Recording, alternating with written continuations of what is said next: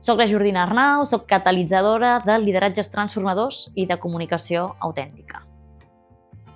El programa Cerca Rema em sembla un imprescindible. Al cap i a la fi és poder posar en contacte i generar xarxa entre totes aquestes dones de l'àmbit científic que es troben en situacions de molta exigència, responsabilitat, entorns molt masculinitzats i amb sensació com de soledat davant de reptes col·lectius. Llavors ja sols el fet de crear xarxa, de crear aquestes referents, aquestes mentories, en què aprenen les unes de les altres, en què es posen els recursos més fàcils, en què es verbalitza allò que les preocupa, que hi troben solucions conjuntes i on es garanteix aquest aprenentatge mutu i aquesta transformació a la pràctica dels equips, de les organitzacions, doncs